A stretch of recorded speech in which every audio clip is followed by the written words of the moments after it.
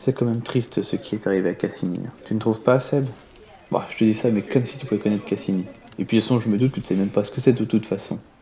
Allez, viens prendre une petite pause que je t'explique tout ça.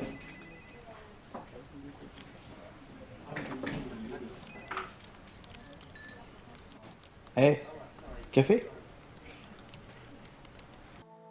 Salut les fournitures du bureau. Moi, c'est Post-it. Connaissez-vous Cassini? Cassini était une sonde spatiale conçue pour les besoins de la mission Cassini-Huygens et qui avait pour but l'étude de la planète Saturne, de ses satellites et de ses anneaux. Elle fut développée par la NASA, mais aussi avec l'Agence spatiale européenne et l'Agence spatiale italienne. La sonde porte le nom de l'astronome Jean-Dominique Cassini, qui a étudié les anneaux de Saturne en détail et a découvert certaines des principales lunes de la planète géante, comme Japet, Rhea, Thétis et Dionée. Lancée le 15 octobre 1997, elle prit l'assistance gravitationnelle de Vénus le 26 avril 1998. Le 3 décembre 1998, une importante correction de trajectoire fut prise. De nouveau, elle prit l'assistance gravitationnelle de Vénus le 24 juin 1999, puis celle de la Terre le 18 août 1999. Elle survole ensuite Jupiter le 30 décembre 2000 pour enfin pénétrer dans le système de Saturne le 11 juin 2004. Lors de son survol de Jupiter, la sonde prit la première photo en détail de celle-ci. La première photo de Saturne, qui était sa mission principale, fut quant à elle envoyée lors d'un test de caméra le 31 octobre 2002. Cassini, qui transportait une sonde du nom de Huygens, la largua au-dessus de la Lune Titan le 14 janvier 2005. Après une descente qui dura 2 h et 28 minutes, Huygens touche le sol à la vitesse de 17 km/h. Pendant 1 h et 12 minutes, Cassini reçoit des informations transmises par Huygens, mais une fois passé ce délai, Cassini passe sous l'horizon de Titan, empêchant toute transmission de données. En 2017, la sonde spatiale a passé 7 ans de transit entre la Terre et Saturne, puis 13 années en orbite autour de celle-ci. Mais, bientôt à court de carburant, la NASA étudie plusieurs scénarios pour la fin de vie de Cassini. Étant donné que Cassini ne doit pas achever sa course sur la surface d'Encelade ou de Titan, car ces deux satellites pourraient en effet héberger une forme de vie, il ne faut pas que les micro-organismes terriens que transporte Cassini, malgré la stérilisation effectuée avant son lancement, puissent les contaminer. Le scénario de fin de vie choisi est donc un plongeon de la sonde spatiale au cœur de la planète géante. L'opération débute le 23 avril 2017 et après 22 orbites, c'est le 15 septembre 2017 que Cassini plonge dans l'atmosphère de Saturne. S'ensuit ensuite une perte de signal, puis la destruction totale de la sonde.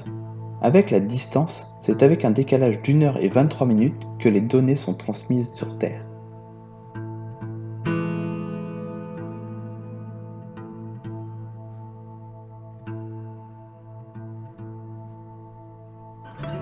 Au cours de sa mission, la sonde spatiale Cassini a effectué 293 orbites autour de Saturne. Elle a aussi effectué 127 survols de Titan, 23 d'Encelade et 162 des autres lunes de la planète géante. Ce n'est pas moins de 653 gigaoctets de données scientifiques qui ont été collectées et plus de 450 000 photos qui ont été prises. Les principales découvertes effectuées par la mission Cassini-Huygens sont une meilleure compréhension des bandes nuageuses présentes dans l'atmosphère de Jupiter. L'étude de la structure très singulière du pôle nord de l'atmosphère de Saturne. L'étude de la période de rotation sidérale de Saturne, mais hélas aucune donnée n'a permis de l'obtenir. L'étude de l'origine des anneaux, mais là encore, 2 scénarios sont évoqués. La découverte de plusieurs nouveaux anneaux, mais aussi la découverte de la structure et la composition de ces derniers. La détermination que le champ magnétique de la planète subit une importante fluctuation. De connaître plus d'informations sur l'environnement de Titan. Qu'Encelade se révèle comme l'objet le plus intéressant du système de Saturne avec Titan, car de l'eau à l'état liquide s'y trouve. Elle réunit donc toutes les conditions pour permettre l'apparition d'une forme de vie. La prise en photo est l'étude des lunes déjà connues comme Phoebe, Japet ou Hyperion. La découverte d'une dizaine de nouvelles lunes de petite taille, moins de 10 km de diamètre. La vérification de la théorie de la relativité générale grâce à une onde radio qui est passée à proximité du Soleil et qui s'est déformée sous la courbure de l'espace-temps de celui-ci. Avant de vous laisser, je vous laisse admirer quelques images que Cassini nous a envoyées.